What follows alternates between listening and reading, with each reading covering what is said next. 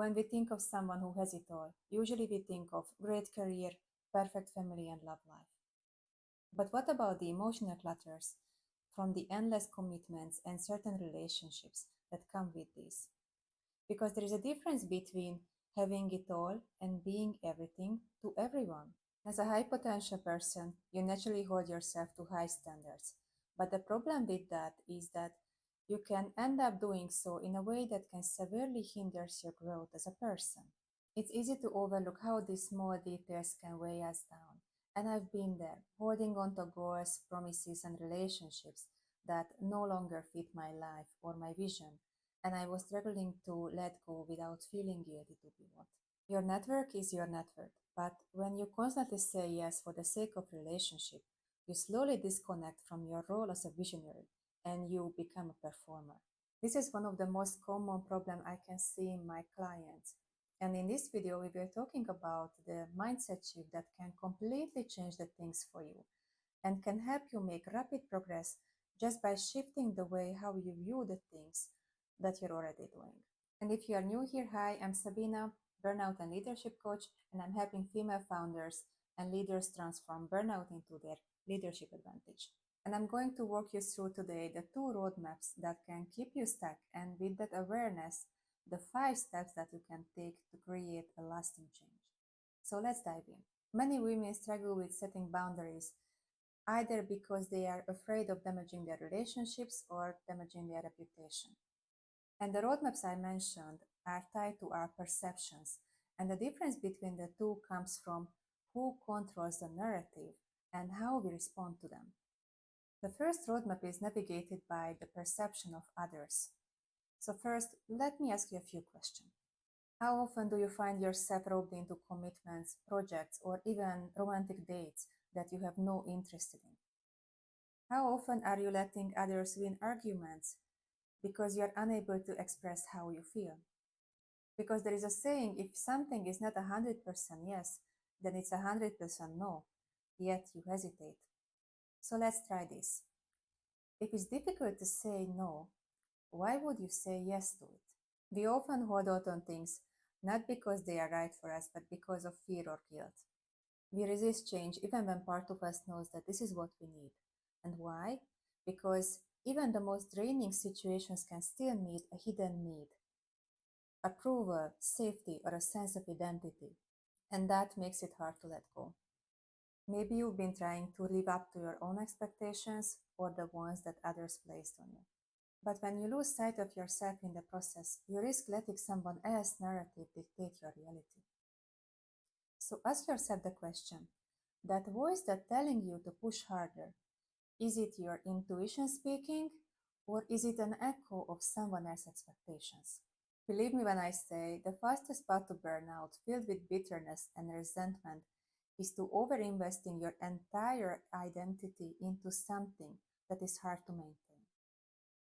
When all your self-worth hinges on only one thing, your business, your relationships, your reputation, you start to see the world through the lens of scarcity. And that makes every bit of disagreement feels like a threat. And for some people, just hearing you say no, regardless of how you frame it, will always challenge the relationship with you. Because they were accustomed to get yes from you, and now you would change the status quo regarding the expectations they placed on you. And it's often the best type of people who are the most susceptible for being taken advantage of. Because you are ambitious, you adapt, you innovate, you give a benefit of a doubt, you are focusing on nurturing your relationships, and on top of that, you are self-reflective to assure that. This means if someone accuses you of hurting them, you pause, you reflect, you consider it, and if their claim is valid, you take accountability and you try to work towards repair. But there are red flags that we often miss. Are they interested in doing any of those things? Because relationships needs to be reciprocal in a balanced way. We often thought that loyalty and persistence are key, but if we were to be honest, some people are in our life because we are trying to keep them there, not because they are making a conscious effort to be there or even want to be there. Whether it's about friends, family, or partnerships, we often overlook someone's lack of effort or what they are communicating by action, where they want to be in our lives.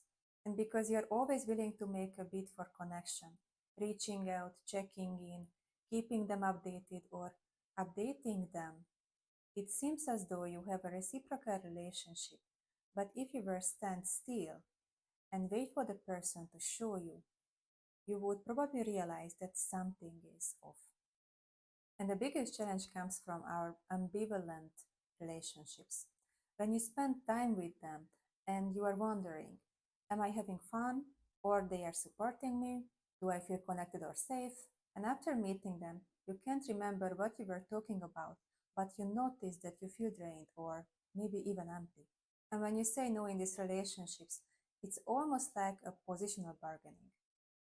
Baran's Serenity shared an incredible tool to see if someone is genuine. Because you can see that by looking at what the other person don't show you, as in what they are lacking. Because if they lack accountability, they will shift the blame. If they are lacking communication skills, they will say that you are arguing. If they lack emotional intelligence, they usually say that you are being sensitive. If they lack self awareness, usually they blame everybody else around them. If they lack honesty, they distort the truth to fit their narrative. If they lack boundaries, they will overstep yours and make you believe that they are not even there. If they lack integrity, they will justify anything from what they do. And if they lack confidence, they're going to belittle anybody to make themselves feel bigger. And sometimes that means you. And every time when you let others instill guilt or shame on you, it will chips away at your confidence and your self-efficacy. You start to second guess yourself, not just your decisions, but your values and capability. Now, if you're someone with high conscientiousness who has a strong sense of duty, responsibility, and a desire to do things right, that can actually work against you if it's not balanced with self awareness and regular self reflection.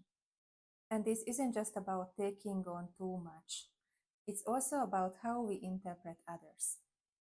Our mental filters, especially under stress, can filter how we perceive other people's actions and intentions. So, if guilt or shame or judgment distort this lens, it makes it even harder to communicate clearly or set boundaries. And to better understand this dynamic, here is two versions of the same story. So let's imagine that you have a colleague named Jenny. She cancels a meeting at a very short notice, and you have a long positive working history with Jenny. And based on that experience, when the cancellation happens, your instinct will be something of an empathetic concern. And so you send a supportive email saying that you hope that she's okay and that you got this, and invite a catch up later.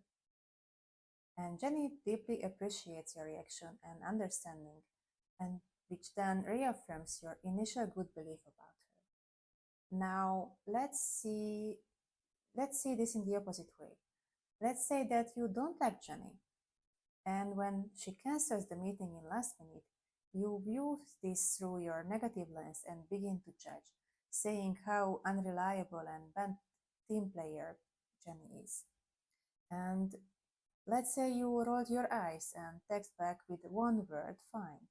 And because the resentment builds up, you decide you won't bother with initiating a debrief with her afterwards. So you might complain a bit to others to seek validation. Meanwhile, Jenny might took your word literally and she might thought that everything is well. Or she might take it as being excluded or misunderstood. And since you already have negative opinion of her, you won't try to solve the problem and communicate. And you let the dynamic reaffirm that negative beliefs of her, and your relationship just get worsened. But the only difference between the two stories is the belief that you are holding about the person involved. And this is the second roadmap navigated by our inner dialogue. We all have tendency to filter our perception, and seek out evidence in line with our beliefs and downplays the evidence that are at odds. Because our brain is wired to attend only to the things that it perceives to be relevant and dismisses the necessity to clarify because that might mean an extra effort to deal with clashing data. And when we combine this mental shortcut with the prolonged stress, the effect can compound. Because it's not just our perception that gets distorted. Stress doesn't just influence what we notice, it also rewires how we remember, and it can alter the very structure of our brain. We all know that excessive stress can damage our health, and when we are having long, stressful periods, the elevated level of cortisol not only causes us sleepless nights, but studies shows that it can damage the part of our brain, our hippocampus, which has the retrieval mechanism for our declarative memories. And if your memory gets damaged by chronic stress, that means damaged capacity to learn new things and unlearn the unhelpful patterns that keeps you stuck. And if you have a negative association with Jenny, then you might see everything through that lens. And this is how fears can become realities, and the same applies for saying no and setting boundaries. Because either way, it has a potential for conflict, but which one do you rather choose? The conflict within you because you didn't stand up for yourself, or the potential conflict because it might mean that you have to let someone down and changing the dynamic. It's never an easy dilemma, and psychologists even measure how powerful social pressure can be in a famous experiment. In the 1950s, psychologist Solomon Asch ran an experiment. He asked people to match the length of lines, and the tasks were super simple. Most people would get it right on their own, but here's the twist. Participants were placed in a group where everyone was secretly working with an experimenter, and these actors intentionally gave wrong answers out loud. And guess what happened? A shocking number of real participants went all along with the wrong answers, just to fit in. This is the power of social conformity, and this is exactly why setting boundaries, as in saying no, feels so hard. Because it's not just about you standing up for yourself, but it's about standing against a group. But here's the thing, awareness is power, and the more you understand how group pressure works, the easier it gets to pause, check in with yourself, and say no when it matters. Our primal brain is responsible for our survival, and when we experience fear, whether it's based on external factors or self-generated fears that might be absorbed by others, we react with fight, flight, or freeze. And it happens in an instant through our sympathetic nervous system due to our amygdala who sense the signal of a threat. This tiny part of the brain is inside the limbic system, which is our emotional hub, the center of our fear and aggression, motivation and compensation, and in group setting, the dominance and submission. So let's imagine them on a quadrant. On the left vertical is the level of our self-confidence. Horizontally is our level of trust in others. And on top of the self-confidence axis is the dominance. And at the bottom of the submission. So the more our behavior tends to be upward, the more entitlement, manipulative, and territorial it gets. And similarly, the more we value agreeableness and connection, the less we prioritize competition. And we move to submission. And on the trust in others axis, on the left, we have marginality, where the more we move towards, the more suspicious we get. And on the other side, the complete opposite, the axiality, where we are overly trusting others' good intention. And of course, depending on the context and the type of relationship we have with others, we are moving differently on these dimensions. But the point is on the middle of the quadrant where people practice assertiveness. And this is, of course, means saying no and setting boundaries. When we are triggered, our sense of territory gets threatened. And the more dominant someone is, the more they try to impress and intimidate others. and this is what causes us to withdraw. But this behavior is usually just temporary if it's met with firm resistance. But what can you do when others trying to trust your growth and pulling your ugly side? Similarly to the story with Jenny and the cancelled meeting, even if we intend to follow up or challenge our assumptions, most of us don't actually listen to the full sentences. We think we do, but the moments when we hear something that confirms our beliefs or threatens them, we stop listening. We tune in just long enough to catch the part we like or hate, and then, at least mentally, we cut the other person off. Because we don't just listen to words, we filter out everything through the lens of how we feel, and that doesn't necessarily mean what the other person meant. And it can get even more complicated when you are running on empty, when you are experiencing something of a compassion fatigue. That moment when you want to care, but you are just tapped out. Compassion fatigue is a quiet erosion of empathy. It sneaks in when you're constantly showing up for others without giving yourself time to rest, recharge, and reset. And it's dangerous because it looks like a virtue, but your willingness to care can become the very thing that breaks you because somewhere along the way you stopped caring for yourself.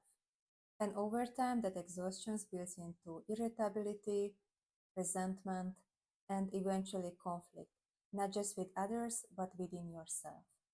But here is the hard truth. Without rest, your capacity to care deteriorates anyway. You can't pour from an empty cup. That's why setting boundaries aren't selfish, they are essential. Boundaries are what keeps you grounded, present, and capable of showing up as your best self, especially for the ones who need you the most. Because when you are exhausted, even small annoyances can feel like a threat. Misunderstandings can escalate, and relationships suffer. Setting boundaries isn't about shutting other people out, it's about staying well enough to keep your heart open. Jim Rohn famously said, I'll take care of me for you if you will take care of you for me. And you know that you want to say no, yet acting on it is a challenge. But it is your belief about the negative situation that determine how you respond to that. Under stress, we tend to magnify things and imagining the worst case scenarios just to be well prepared. And yet, most of the conflicts never even happen. They just stuck in our head and that causing us unnecessarily stress. Ryan Dunlap, conflict strategist, said that there is a difference between preparing for a hard conversation and living it.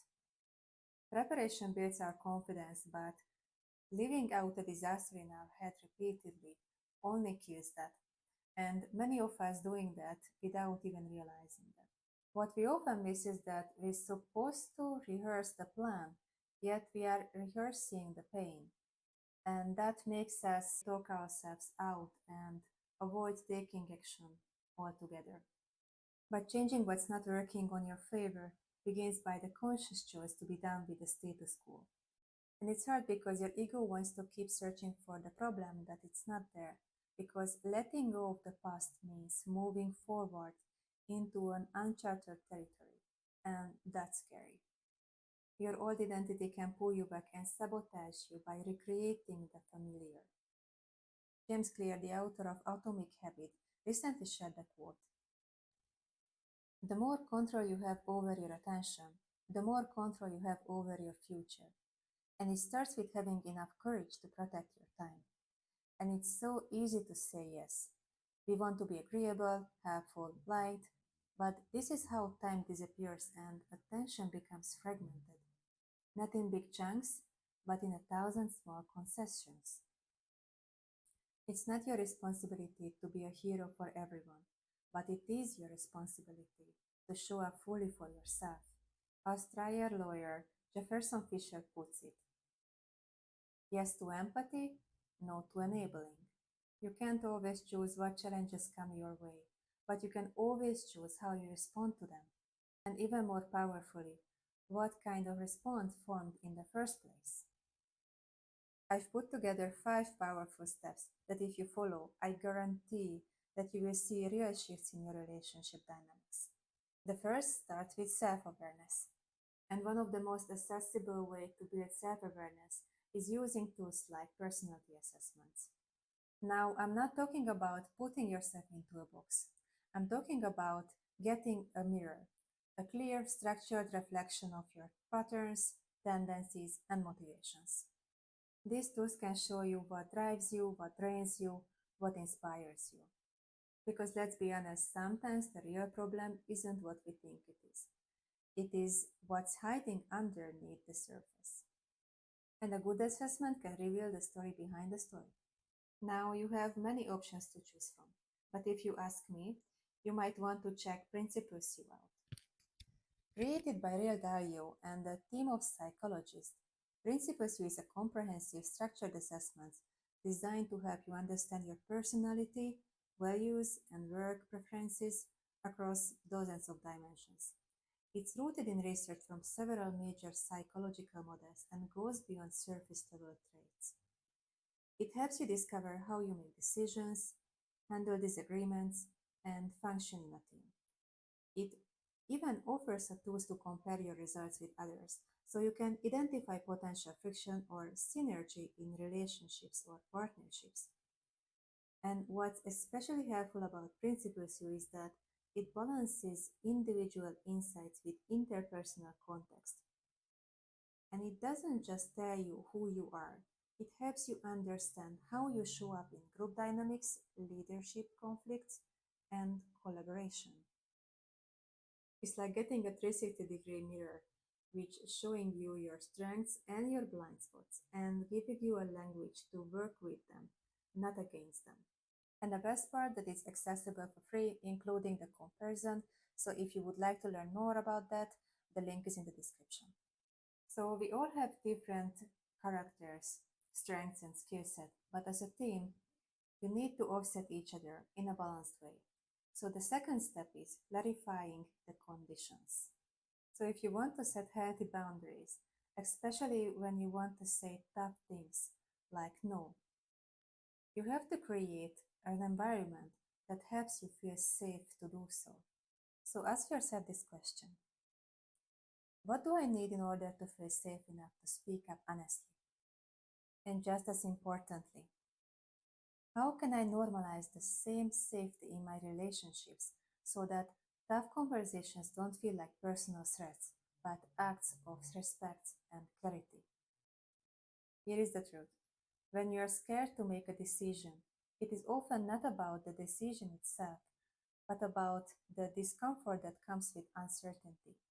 But discomfort is the part of your growth. New decisions always come with tension, but sleeping on it, overthinking it, even praying on it, none of those things magically makes the discomfort go away. So instead of avoiding discomfort, verify your conditions. What support, mindset, or environment helps you act despite the discomfort? Science shows that when something triggers you, an insult, a disappointment, judgment, it creates a chemical reaction in your body that lasts about 90 seconds. That's it, 90 seconds. So if you're still angry or upset after that, according to the science, it's not biology anymore. It's about the story that you're choosing to stay in. But you can interrupt that story and redirect your attention by tuning into your body. Think back to the time when you did feel safe in a connection. Who was that person in your life who made you feel seen and supported? Use this memory as a reference point. And the third step is mapping out what triggers you and the other person, because this will help you articulate your needs better. A well-known model that can be used to manage conflict is the so-called SCARF model. SCARF is a brain-based framework that explains 5 key social drivers that influences how we interact in our relationships, especially under stress or during change. And it helps us understand what makes us feel threatened or safe in our interactions. SCARF stands for status, certainty, autonomy, relatedness, and fairness. Let's see them one by one. Status, our relative importance to others. Are we being respected or diminished? Certainty, our ability to predict the future. So, do we know what's coming or we feel left in the dark? Autonomy, our sense of control over events. Are we free to choose or being micromanaged? Relatedness, our sense of connection with others. So, do we feel like we belong or are being excluded? Fairness, our perception of fair exchanges. So, are we being treated justly or unfairly? When these needs are met in our message, they help us feel seen, engaged, and more open to connection and change. And now that you have seen how the SCARF model can help us understand how our emotions can hijack our interactions, let's bring it down to something practical. Earlier I mentioned how stress can affect our perceptions and how our brain filters the information to fit into what it already believes, especially when we are overwhelmed. And this means if feedback is vague, emotionally charged, or ambiguous, it will almost certainly be misheard, misinterpreted, or rejected. This is where the SBI model can come in as a fourth step. SBI stands for Situation, Behavior, Impact. And it's one of the simplest, clearest framework that can make the feedback stick without triggering emotions.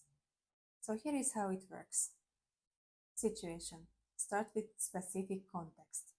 For example, in this morning's team meeting, when I was sharing updates on the client's projects, this grounds the feedback into the moment in time without sweeping into generalization. Second, behavior.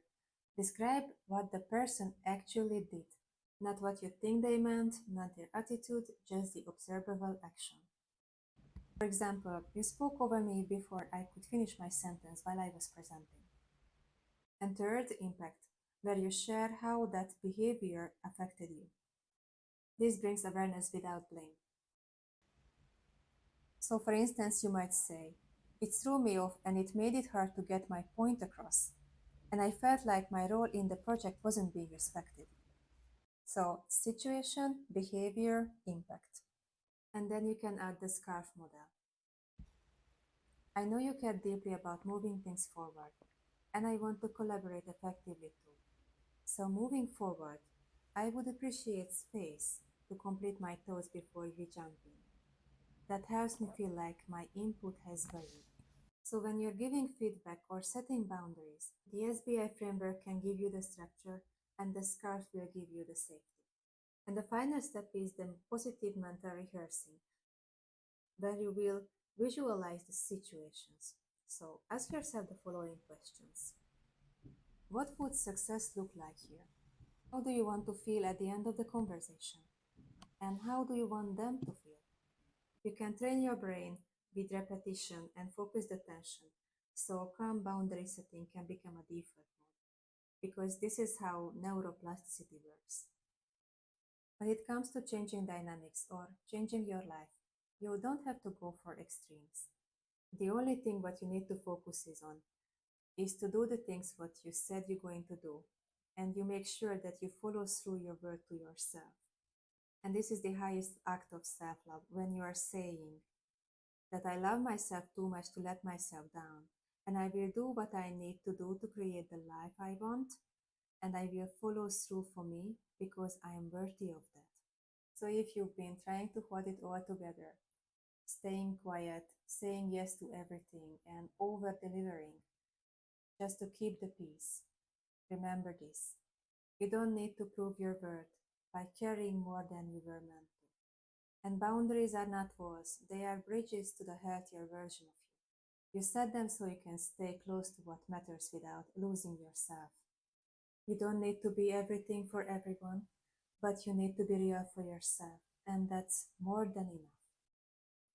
If this message spoke to you, give it a like, share it with the one who needs to hear this, and let me know in the comment what boundaries do you need to set in this week.